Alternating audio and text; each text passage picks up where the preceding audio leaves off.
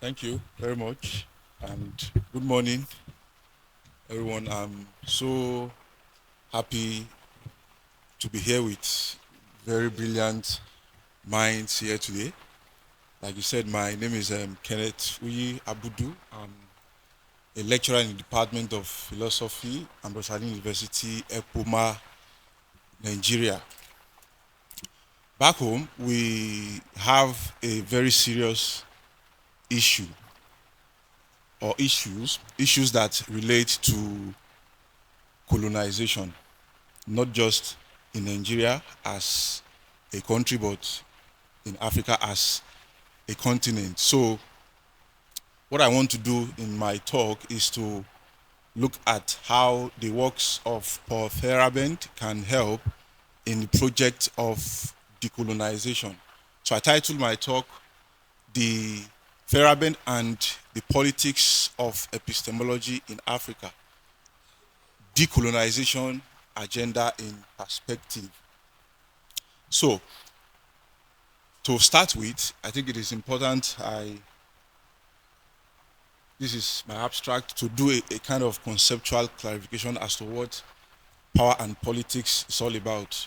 Power is simply the ability to do something or to control something in ways that produce effect or yield result. To control, influence, and have authority over someone, something, or a group of people. Such control could be physical, mental, moral, religious, and in this case, epistemic. Power can be extended, exerted, or exercised over someone, and it could be felt. One could be the user of or recipient of the use of power. Politics is simply the principles and assumptions guiding and underlying any activity, theory, of attitude concerned with questions of power and status in a given society, and it is often informed by certain ideological outlook on the world.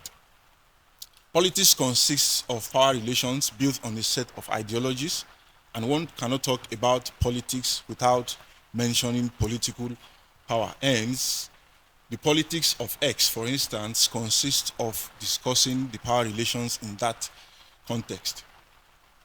The politics of epistemology and the colonization of knowledge, because I've talked about power and politics. I want to talk about colonization, and there's no way I talk about colonization without making mentioning of power.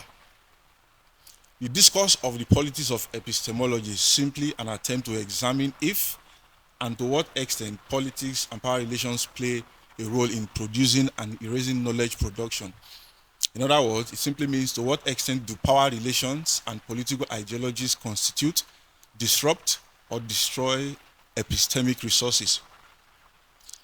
There's no way we can understand decolonization as a concept or an issue without yet understanding the factor that brings about decolonization, which is colonization in the real sense of it.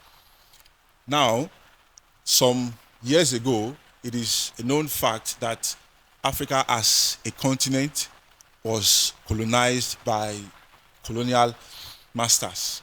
And this colonialism or colonization had several impacts on the continent of Africa. So what I want to do here is to examine colonization and the impact that it has had on knowledge.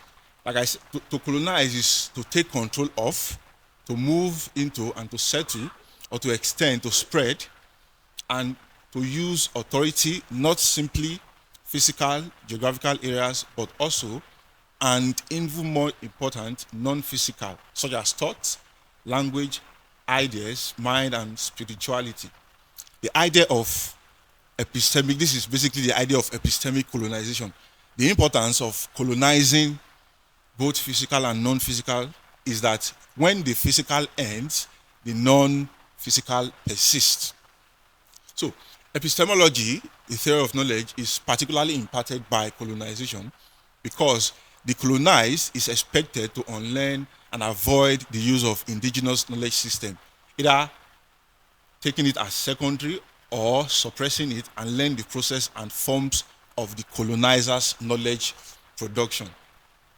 Now, the lasting effect of colonization on knowledge in Africa is simply that, like, I take a quote from Ndolu Gasheni, a very famous Zimbabwean philosopher, who said, Eurocentric knowledge was embedded in the myth of knowledge universalism. Western scientific knowledge produced, universalized, and exported to non-Western societies, which was seen as a vehicle for social change.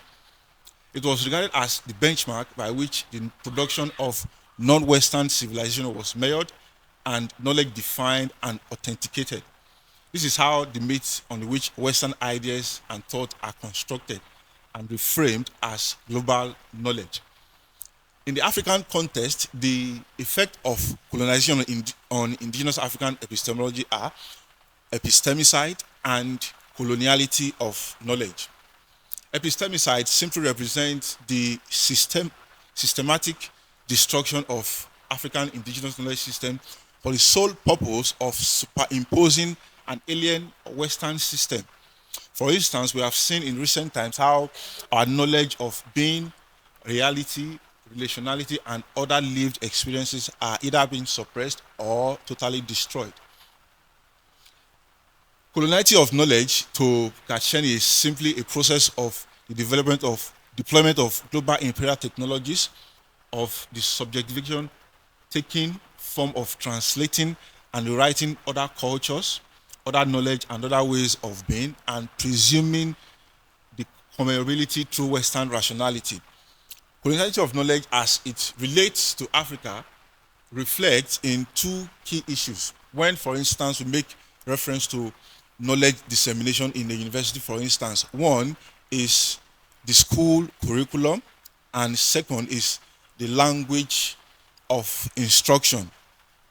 We cannot rule out the fact that what we have in universities in Nigeria, for instance, the curriculum is such that it glorifies Western paradigm of knowledge above even African indigenous knowledge.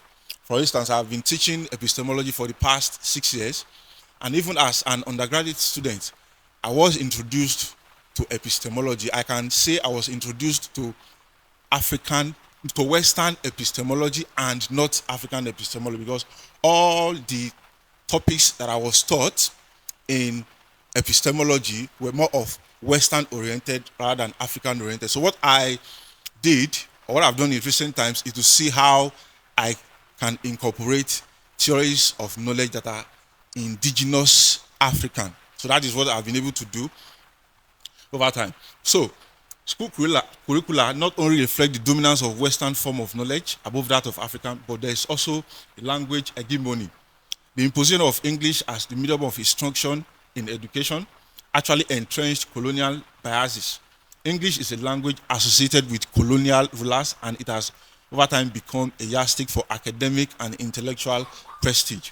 This idea has not only marginalized local languages in Africa, but it has also reinforced social hierarchies.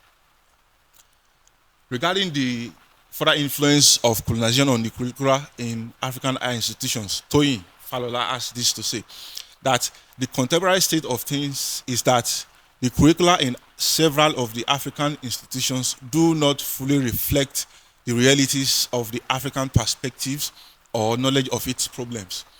The predominant systems in colonial Africa trained Africans to become foreigners or test their civilization from the pedestal of acceptable Western parameters. Now, to epistemological or epistemic decolonization and what Feyerabend can contribute.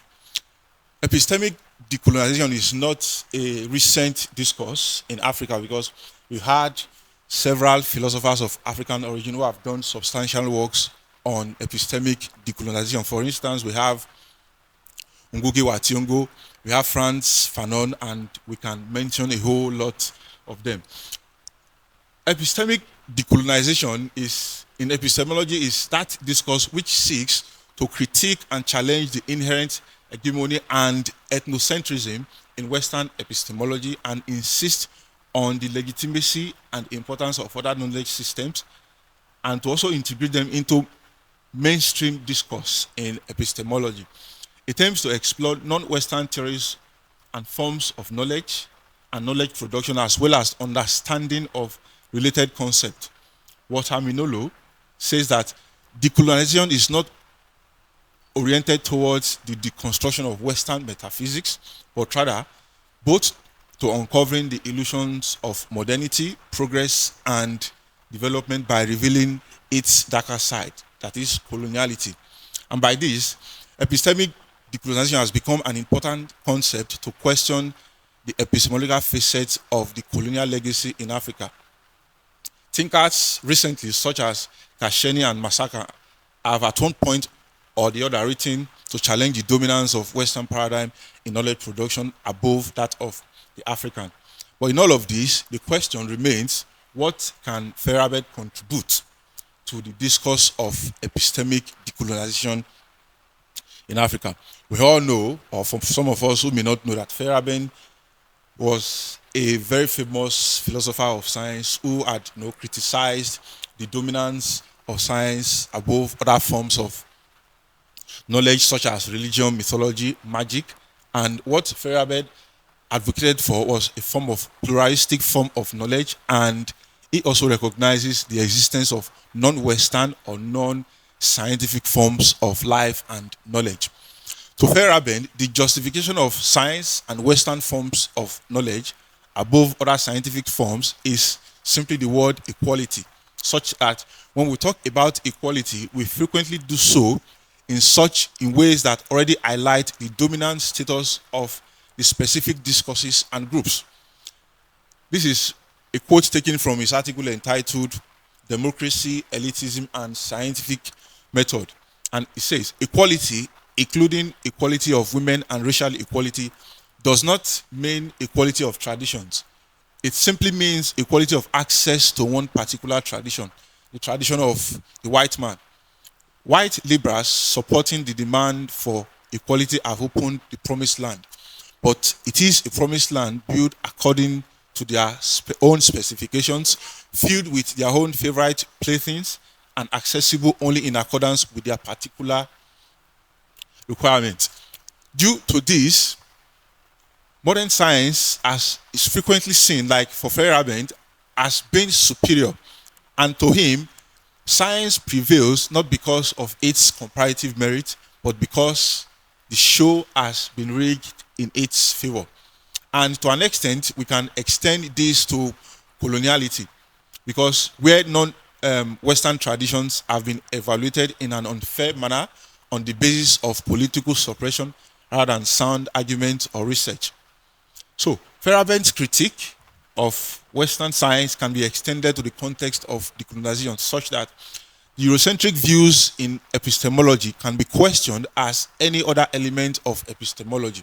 And by this, we can summarize Feyerabend's critique of Eurocentric or the scientific models in epistemology and what it could contribute to decolonization as follows. That Feyerabend's critique can open up canon of knowledge and recognition of difference in the discourse of knowledge production, that it also recognizes diversity and inclusion, and by extension, we can also have a global epistemic justice, and also it is capable of replacing the monoscientific knowledge by an ecology of knowledges. Now, my concluding remarks. It is undoubtedly a difficult task to strike a balance between necessity to acknowledge indigenous forms of knowledge creation in Africa and the universalization of knowledge production, which is frequently dominated by Western frameworks.